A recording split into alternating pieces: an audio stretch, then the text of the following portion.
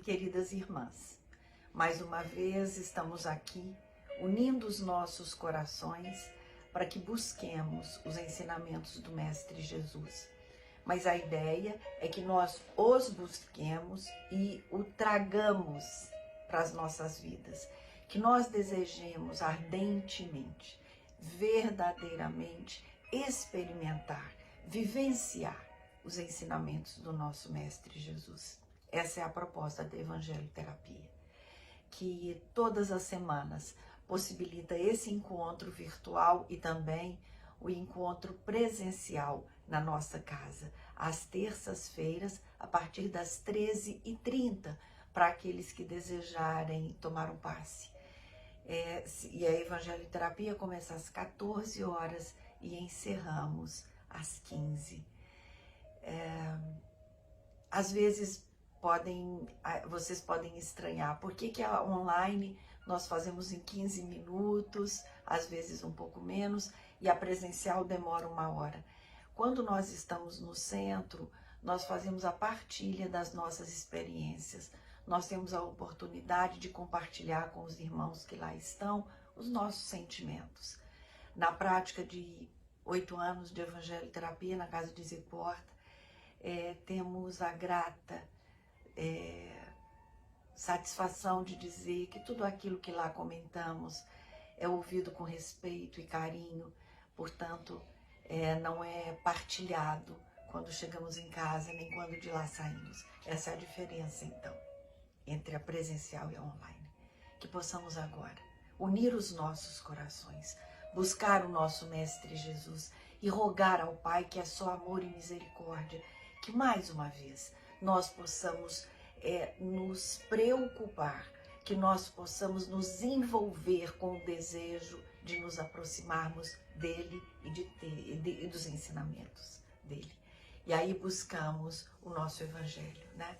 É o Evangelho segundo o Espiritismo, que é a doutrina dos Espíritos. Kardec foi o codificador. A doutrina não é dele, a doutrina pertence ao mundo espiritual.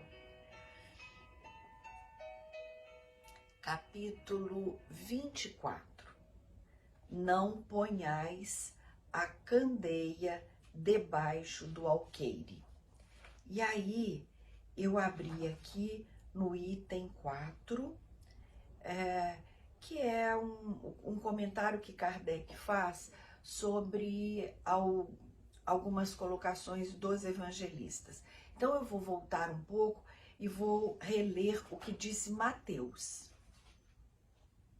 Ele diz assim, Mateus, capítulo 13, versículo 10 a 11 e 13 a 15. Olha o que diz Mateus.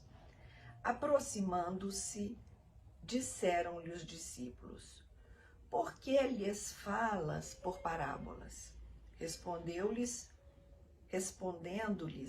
disse ele, é porque a vós outros foi dado conhecer os mistérios do reino dos céus, mas a eles isso não lhes foi dado. Falo-lhes por parábolas, porque vendo não veem, e ouvindo não escutam, e não compreendem. E neles se cumprirá a profecia de Isaías, que diz, aspas, ouvireis com os vossos ouvidos e não escutareis. Olhareis com os vossos olhos e não vereis. Porque o coração deste povo se tornou pesado e seus ouvidos se tornaram surdos e fecharam os olhos, para que seus olhos não vejam e seus ouvidos não ouçam, para que seu coração não compreenda e para que, tendo se convertido, eu não os cure. Aí Kardec comenta, é de causar admiração ouvir Jesus dizer que não se deve colocar a luz debaixo do alqueire quando ele próprio oculta constantemente o sentido de suas palavras sob o véu da alegoria que nem todos podem compreender. todo ensinamento deve ser proporcional à inteligência daquele a quem é dirigido, pois há pessoas a quem uma luz, por demais viva, deslumbraria sem as esclarecer. Cada coisa deve vir a seu tempo. A semente lançada à terra fora da estação não germina.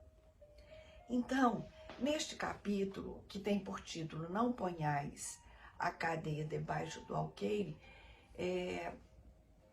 nessa oportunidade nós vamos nos ater a essa colocação de Mateus, né? Em que ele chama a nossa atenção para palavras do nosso mestre, quando ele diz que ele fala àqueles que vão conseguir compreender. Então, por que Jesus usava as parábolas? O que são parábolas? São histórias. Por que ele usava parábolas para se comunicar com aquele povo? E até hoje essas parábolas nos servem, porque as parábolas são histórias, e assim eu registro as histórias com mais facilidade. A minha memória pode registrá-las com mais facilidade, mas eu preciso meditar sobre elas. E aí quando Jesus diz, eu falo a vocês porque vocês podem ouvir.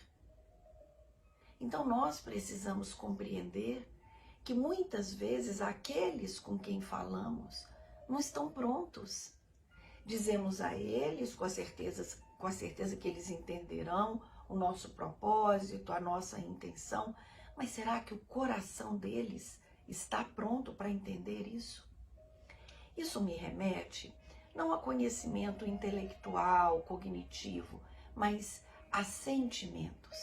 Às vezes, quando agora as nossas casas, né, as casas que têm Cristo como bandeira, fazem campanhas de cobertores, continuamos com a campanha do quilo para os nossos irmãos assistidos, e às vezes não encontramos eco, não encontramos respaldo, às vezes naqueles que esperávamos. E aí eu fico muito atenta para que eu não julgue, para que eu não pense que aquele irmão poderia ajudar e não quer, que ele poderia dar e não faz. Aí eu penso que me valem essas palavras de Mateus, aquele coração não está pronto. Aquele irmão não se sente ainda tocado pela oportunidade da partilha. Então, quando Jesus diz que ele fala por parábolas, e aí ele fala para mim, e eu tenho que buscar, compreender, experienciar, experimentar, provar do prazer e da alegria de dar, de compartilhar, de dividir com aquele que tem menos que eu, ainda que aquele que tenha mais que eu não faça isso comigo. Então eu tenho que pensar aonde eu coloco a minha luz, aonde eu coloco o meu amor. Então ele diz, não coloque a sua luz escondida, né? É a luz do amor, é a luz da esperança, é a luz da certeza de que aqui não somos vítimas, que se a dor me visita, ela me oportuniza cumprir o meu propósito divino, ela me oportuniza que o meu espírito, enquanto espírito imortal, aprenda que as dificuldades venham e me deem uma chacoalhada e me façam pensar, Valdeia, qual é o verdadeiro valor, qual é o melhor caminho. Então, fica para nós essa reflexão, aonde eu estou colocando a minha luz. A minha luz não é o meu saber, a minha luz não é o meu ter, a minha luz não é só o meu saber, o meu ter e o meu poder. A minha luz é o meu desejo de acolher, é o meu desejo de partilhar. A minha luz é o meu desejo de verdadeiramente seguir aquele que eu elegi como meu mestre, como meu guia e como meu modelo. E fica aqui mais uma vez a nossa gratidão a esse irmão querido que é o patrono da nossa casa, Zico Horta, que tem nos orientado e nos conduzido por esses dias de grandes oportunidades. E que a paz do nosso Mestre Jesus seja um desejo nosso de obter, porque Ele disponibiliza a paz e o amor. Sou eu, que muitas vezes não saio do meu lugar para buscá-la. Busquemos essa paz. Graças a Deus.